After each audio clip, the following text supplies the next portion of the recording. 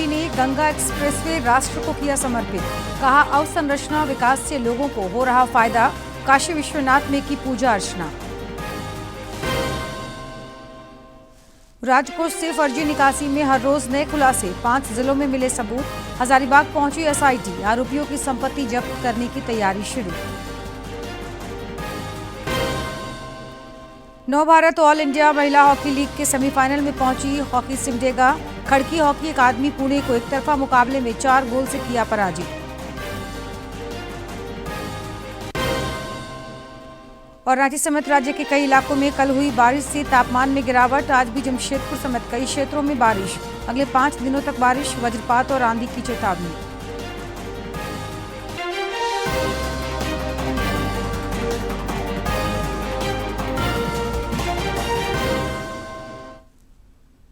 नमस्कार, खबरें झारखंड में आपका स्वागत है। मैं हूं जयलक्ष्मी और अब समाचार विस्तार से।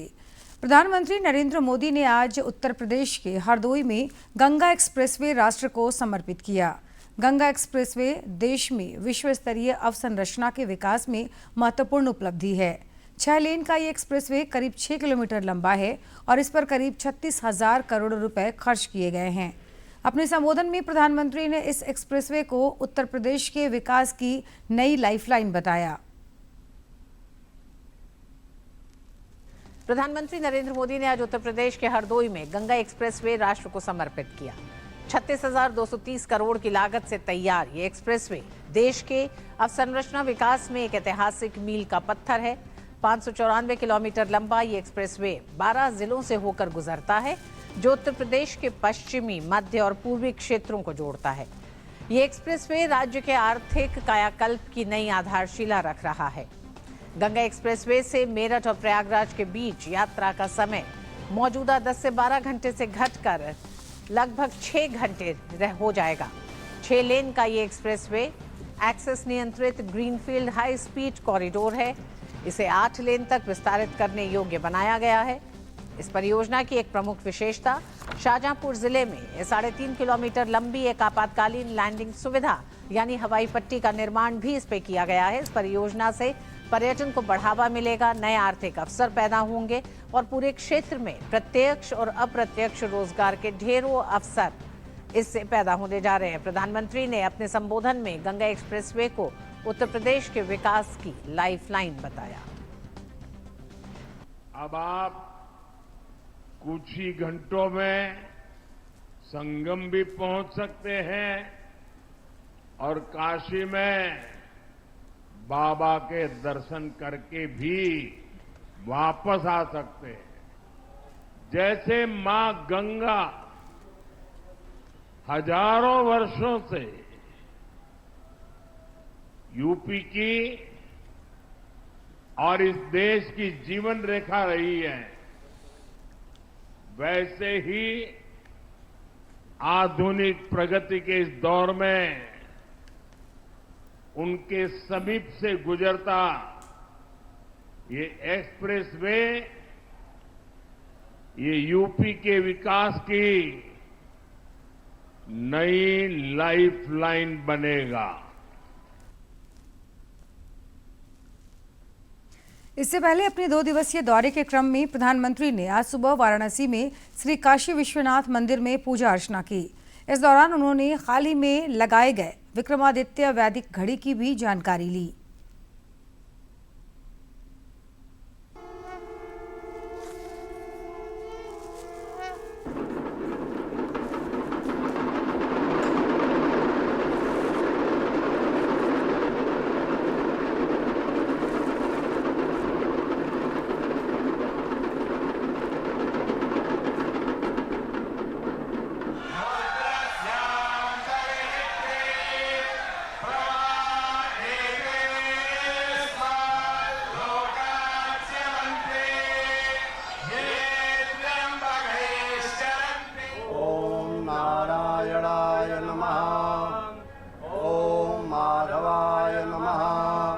स्मरेत पुंडरीका प्रभायाभ्यंतर शुचि पुंडरीकाक्ष पुनः पुण्डरीकाक्षः पुनातु पुण्डरीकाक्षः पुनातु चार्यक्षो अरिष्टाने मे स्वस्ति नो बृहस्पति ददातु स्वस्तिस्तु विनाशाख्या पुण्यकल्याण विनायकं प्रियाकन्दि।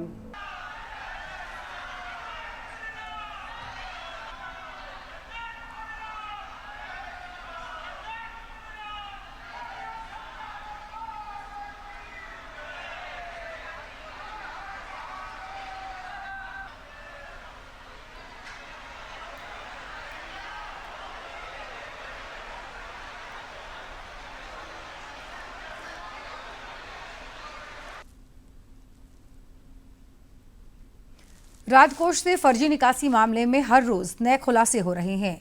एजी ऑफिस और वित्त विभाग द्वारा की जा रही जांच में 5 जिले जमशेदपुर, पलामू, सरायकेला, रामगढ़ और पलामू में फर्जी निकासी के सबूत मिले हैं।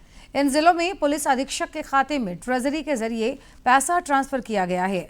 वित्त विभाग ने और 14 जिलों में ऐसी गड़बड़ी की आशंका जताई है। जांच में पता चला कि 2016-17 में सप्लायर से लेकर अन्य लोगों को किए गए भुगतान में कई गड़बड़ियां हुई है।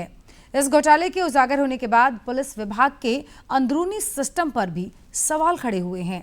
बोकारो में वेतन निकासी से जुड़े रिकॉर्ड और डाटा से छेड़छाड़ होने के भी सबूत मिले हैं।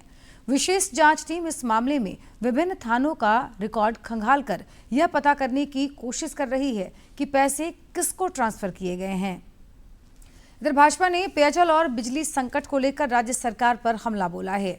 प्रदेश अध्यक्ष आदित्य प्रसाद साहू ने रांची स्थित प्रदेश कार्यालय में आज पत्रकार वार्ता के दौरान कहा कि प्रचंड गर्मी में लोगों को पीने का पानी नहीं मिल रहा है। राज्य सरकार की नाकामी के कारण लगभग 80,000 चापानल खराब हैं।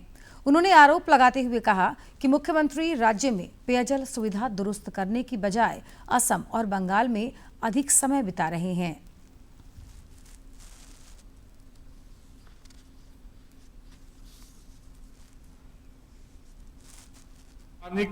पीने का पानी का इतना किल्लत लोगों को नहीं झेलना पड़ता। जो भी सरकार बोलती है झूठ बोलती है, ठगती है। पैसा देने के बावजूद भी यह सरकार काम नहीं करती है। माताएं बहनें 1-2 किलोमीटर जा करके घड़ा में डेगची में जो लोग बोलते हैं, बर्तन डेगची बोलते हैं देहात में, उससे पानी ला करके पीने को मजबूर हैं। ढोड़ा का, तालाब का पानी लोग पीने का काम कर रहे हैं। देहात में आप जाएंगे तो आपको देखने को मिलेगा। तो इस सरकार को इससे कोई लेना देना नहीं है। सिर्फ बड़ी बड़ी बातें करना, लोगों को प्रलोभन देना, लोगों को ठगना, गुमराह करना, यही सरकार का काम है। जमशेदपुर के मोहर्दा में प्रधानमंत्री आवास योजना को लेकर बड़ा विवाद सामने आया है। तैयार मकानों के बावजूद लाभुकों को चाबी नहीं मिलने से नाराजगी बढ़ती जा रही है। बता दें आपको, इस मुद्दे पर विधायक सरयू राय ने मौके पर पहुंचकर निरीक्षण किया और सीएजी जांच की मांग की।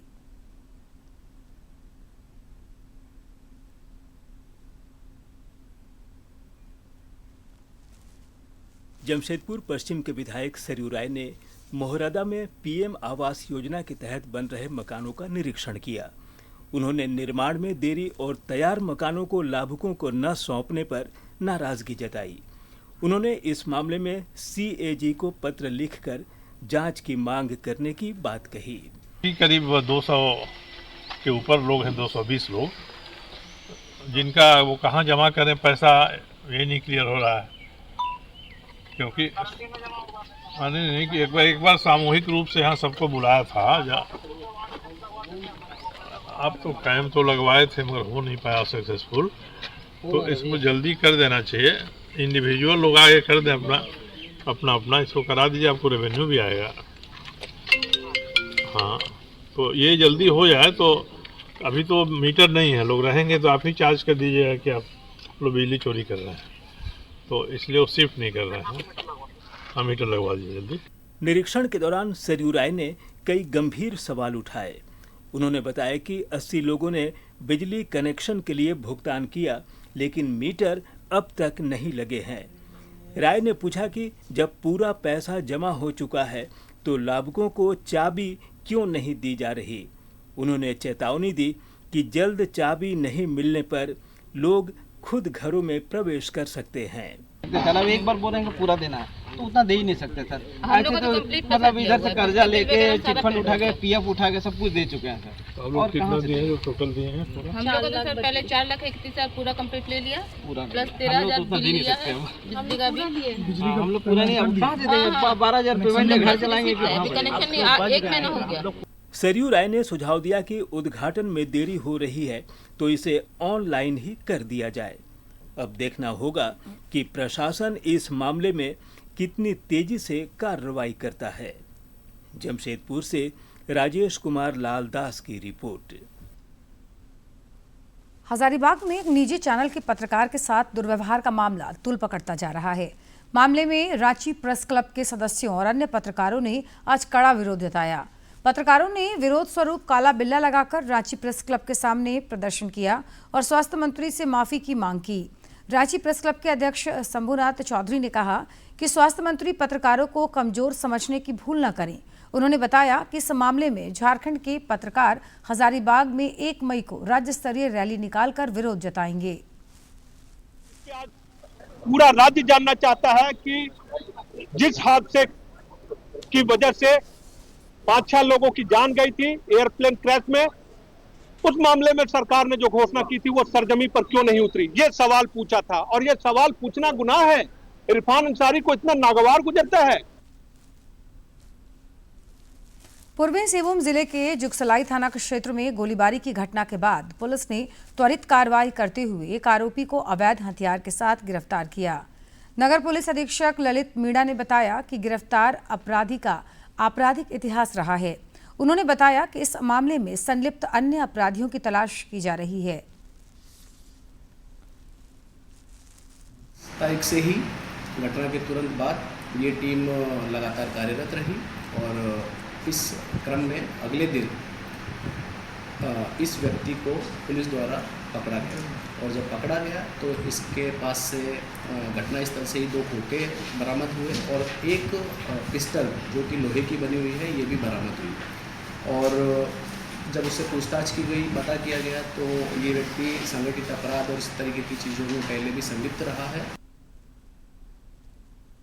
गोड्डा पुलिस ने एंटी क्राइम अभियान के तहत बाइक चोर गिरोह का भंडाफोड़ करते हुए 4 आरोपियों को गिरफ्तार किया है।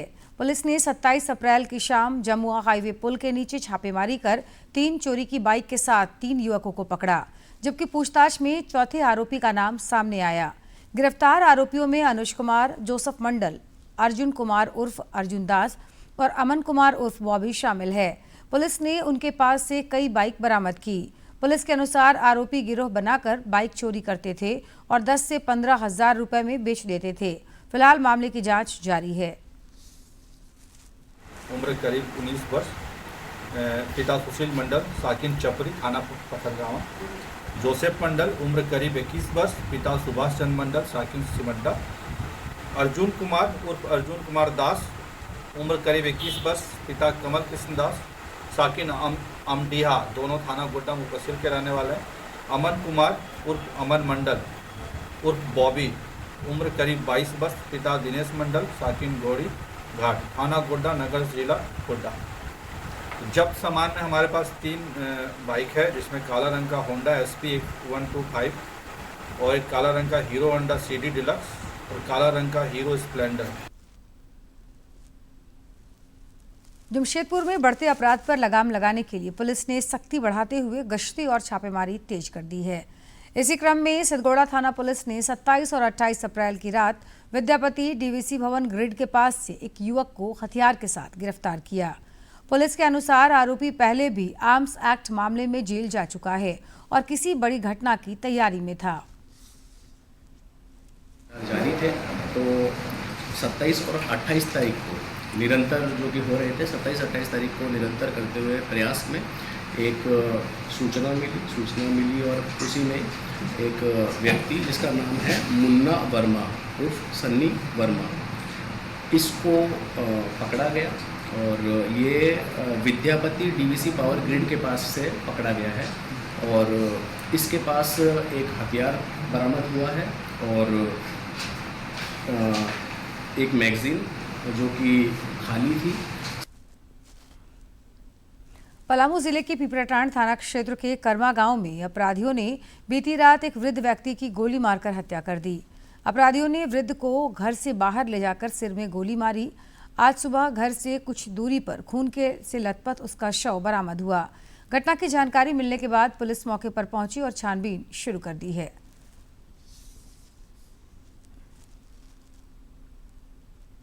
पश्चिम बंगाल विधानसभा चुनाव के दूसरे और अंतिम चरण के लिए आज 7 जिलों की 142 सीटों पर मतदान सुबह 7 बजे से जारी है। चुनाव आयोग ने निष्पक्ष और शांतिपूर्ण चुनाव के लिए सुरक्षा के अभूतपूर्व इंतजाम किए हैं। दोपहर 1 बजे तक चुनाव आयोग के आंकड़ों के अनुसार 61% से ज्यादा मतदान हुआ है। बंगाल में सियासी महासंग्राम का आज दूसरा और अंतिम चरण है। सुबह 7 बजे से वोटिंग जारी है। विधानसभा की कुल 294 सीटों में से दूसरे चरण में 142 सीटों पर मतदान हो रहा है। ताजा आंकड़ों के मुताबिक सुबह 11 बजे तक पश्चिम बंगाल में करीब 40% मतदान हो चुका है। मतदान केंद्रों पर लंबी कतारें लोकतंत्र के इस पर्व में आम से लेकर खास तक बढ़ चढ़ कर हिस्सा ले रहे हैं। युवाओं, महिलाओं और बड़े बुजुर्गों से लेकर दिव्यांग मतदाताओं तक हर वर्ग के लोग इस लोकतंत्र के महापर्व में अपनी भागीदारी सुनिश्चित कर रहे हैं। उम्र और शारीरिक चुनौतियों को दरकिनार कर लोग अपने मताधिकार का इस्तेमाल कर रहे हैं। कहीं बुजुर्ग लाठी के सहारे वोट डालने पहुंचे हैं तो कहीं दिव्यांग मतदाता व्हीलचेयर के सहारे बूथ तक पहुंचकर लोकतंत्र को मजबूत बना रहे हैं। ये तस्वीरें साफ बताती हैं कि लोकतंत्र के इस उत्सव में हर नागरिक अपनी भागीदारी सुनिश्चित करने के लिए प्रतिबद्ध है। इस चरण में सबसे ज्यादा चर्चा कोलकाता की भवानीपुर सीट की है, जहां मुकाबला बेहद दिलचस्प और हाई प्रोफाइल है। यहां मुख्यमंत्री ममता बनर्जी और नेता प्रतिपक्ष शुभेंदु अधिकारी के बीच सीधी टक्कर है। अब सबकी नजरें जनता के फैसले पर टिकी हैं। कौन मारेगा बाजी, किसके सिर सजेगा सत्ता का ताज, इसका फैसला ईवीएम में कैद हो रहा है। बंगाल की जनता आज तय कर रही है कि राज्य की सियासत किस ओर करवट लेगी। साहिबगंज जिले में आम लोगों के भविष्य को सुरक्षित करने के उद्देश्य से हर घर सुरक्षा अभियान की शुरुआत की गई है। इस अभियान के जरिए जिला प्रशासन ने एक ही दिन में करीब 1,20,000 परिवारों को प्रधानमंत्री सुरक्षा बीमा योजना और प्रधानमंत्री जीवन ज्योति बीमा योजना से जोड़ने का लक्ष्य रखा है।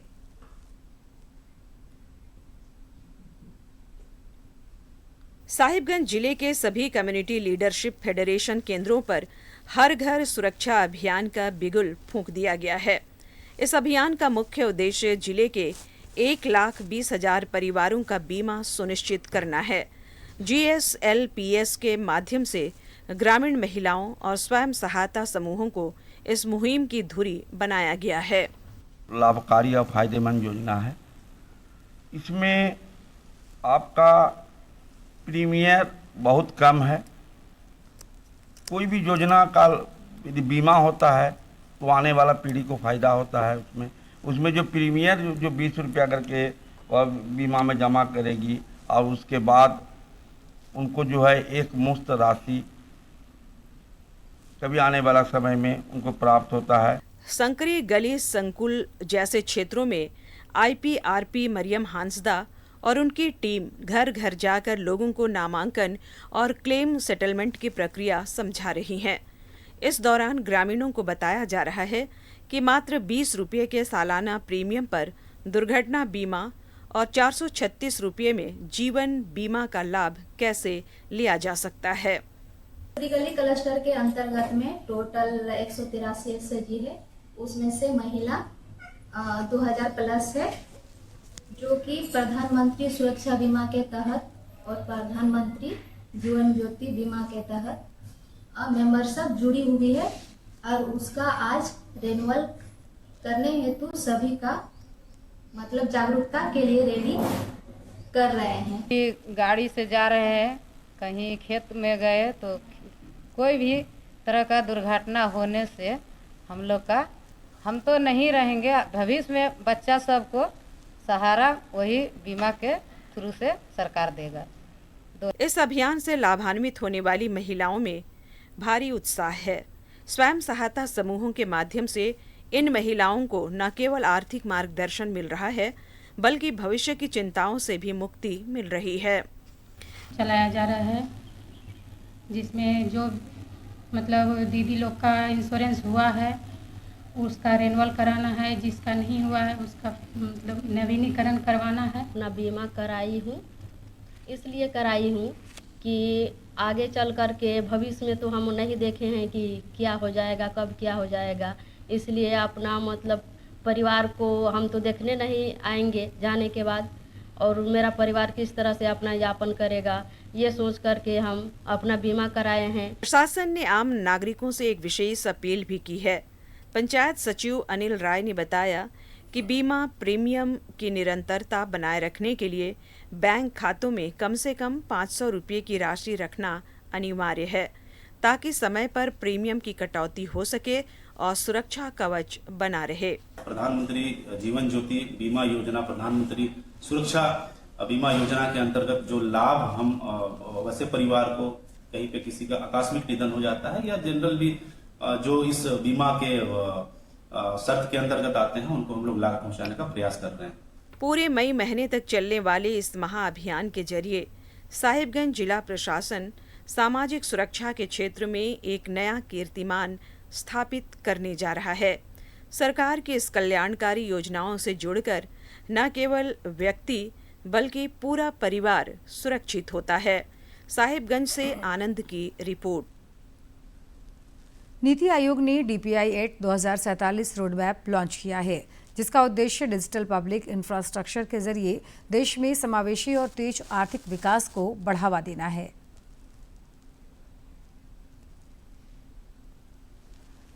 दिल्ली के विज्ञान भवन से भारत के डिजिटल भविष्य की एक नई इबारत लिखी गई है। नीति आयोग ने DPI Act 2047 फॉर विकसित भारत रणनीतिक रोड मैप लॉन्च किया है। इस नई रणनीति का फोकस अब केवल लोगों को डिजिटल प्लेटफॉर्म से जोड़ने तक सीमित नहीं है, बल्कि उनके जीवन स्तर और आय को नई ऊंचाइयों तक ले जाना है। आर्टिफिशियल इंटेलिजेंस और ब्लॉकचेन जैसी अत्याधुनिक तकनीकों को सरकारी सेवाओं की रीढ़ बनाने की दिशा में कदम बढ़ाया गया है। साथ ही ये भी सुनिश्चित किया जाएगा कि डिजिटल क्रांति का लाभ सिर्फ महानगरों तक सीमित न रहे, बल्कि दूर दराज के गांवों तक उसकी रोशनी पहुंचे।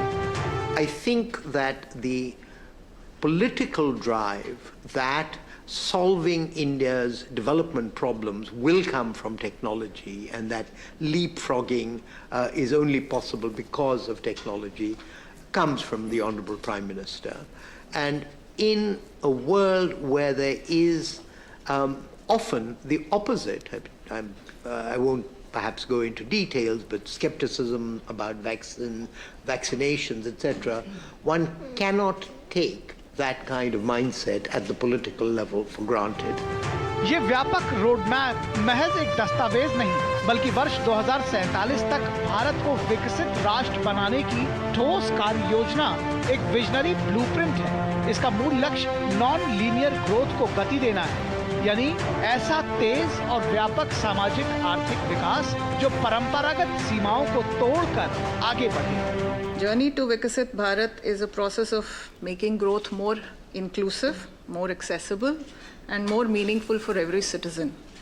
It is about ensuring that opportunity is not limited by geography, language, or circumstance, and technology in this context is an enabler that allows institutions to serve better and citizens to participate more fully. ये road map समावेशी और तीव्र सामाजिक आर्थिक विकास में digital public infrastructure की केंद्रीय भूमिका को रेखांकित करता है। स्वास्थ्य और शिक्षा के साथ साथ कृषि जैसे महत्वपूर्ण क्षेत्रों में भी डिजिटल इंफ्रास्ट्रक्चर को मजबूत करने पर विशेष जोर दिया गया है, ताकि विकास का लाभ हर वर्ग और हर क्षेत्र तक पहुंच सके। कैसे हम DPIs को यूज कर सकते हैं to increase productivity across India's huge MSME sector, farmers, informal workers. तो हमने 8 sectors लिए हैं which are very important for Viksit Bharat growth.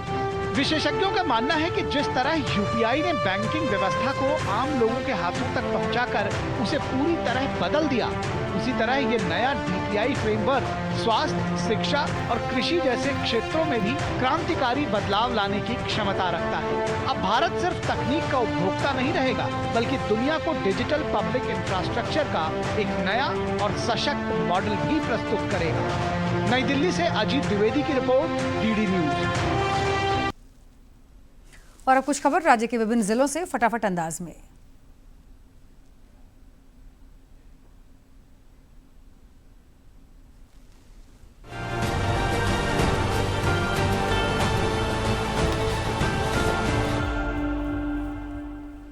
Giridih जिले में उप विकास आयुक्त स्मृता कुमारी ने जनता दरबार में आमजनों की समस्याएं एवं शिकायतों को गंभीरता से सुना।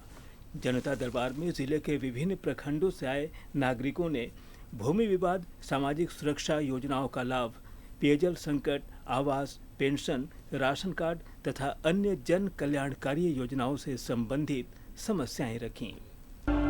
पीएम पोषण शक्ति निर्माण योजना को लेकर आज गोड्डा के समाहरणालय सभागार में जिला स्तरीय स्टीयरिंग सह मॉनिटरिंग समिति की बैठक आयोजित की गई। बैठक में मध्याह्न भोजन की गुणवत्ता, मेन्यू अनुपालन, खाद्यान्न उपलब्धता एवं स्वच्छता व्यवस्था की समीक्षा की गई। उपायुक्त ने सभी विद्यालयों में बच्चों को पौष्टिक एवं गुणवत्तापूर्ण भोजन समय पर उपलब्ध कराने का निर्देश दिया। देवघर उपायुक्त ने जनता दरबार का आयोजन कर शहरी तथा ग्रामीण क्षेत्र के लोगों से मुलाकात की। इस दौरान उन्होंने संबंधित अधिकारियों को आवेदनों का भौतिक जांच कर आवश्यक समाधान करने का निर्देश दिया। सरायकेला खरसावां प्रशासन ने बिजली आपूर्ति से जुड़ी समस्याओं के त्वरित निस्तारण के लिए जिले के सभी प्रखंडों के संबंधित विद्युत अभियंताओं के मोबाइल नंबर जारी किया है। आमजन सीधे संपर्क कर अपनी शिकायतों का शीघ्र एवं प्रभावी समाधान प्राप्त कर सकते हैं। साहिबगंज उपायुक्त कार्यालय में साप्ताहिक जनता दरबार का आयोजन किया गया। उपायुक्त ने जिले के विभिन्न क्षेत्रों से आए लोगों की समस्याओं को सुना। इस दौरान प्राप्त आवेदनों को संबंधित अधिकारियों को अग्रसारित करते हुए आवश्यक कार्रवाई का निर्देश दिया। सिमडेगा उपायुक्त कार्यालय में जिला स्तरीय नारकोटिक्स समन्वय समिति बच्चों में नशीली पदार्थों के दुरुपयोग की रोकथाम और अवैध तस्करी नियंत्रण से संबंधित समीक्षा बैठक आयोजित हुई। बैठक में उपायुक्त ने बच्चों को नशे से सुरक्षित रखने और अवैध कारोबार पर प्रभावी अंकुश लगाने को लेकर संबंधित पदाधिकारियों को आवश्यक दिशा निर्देश दिए। जामताड़ा उपायुक्त ने संचालित योजनाओं के प्रगति की समीक्षा की। उन्होंने जिले में अधिक से अधिक स्वयं सहायता समूह गठित कर महिलाओं को आजीविका से जोड़ने और ग्रामीण क्षेत्र की महिलाओं को सशक्त एवं आत्मनिर्भर बनाने की दिशा पर बल दिया। छत्तीसगढ़ के बिलासपुर में 8वीं नव भारत ऑल इंडिया महिला हॉकी प्रतियोगिता खेला जा रहा है। इस प्रतियोगिता में हॉकी सिमडेगा की टीम ने खड़की हॉकी अकादमी पुणे को 4-0 से पराजित कर सेमीफाइनल में जगह बना ली है। सिमडेगा की ओर से सीता, शिवानी, राजमणि और अमृता मिंज ने एक-एक गोल किए। खबरों के अंत में एक नजर मुख्य समाचार पर।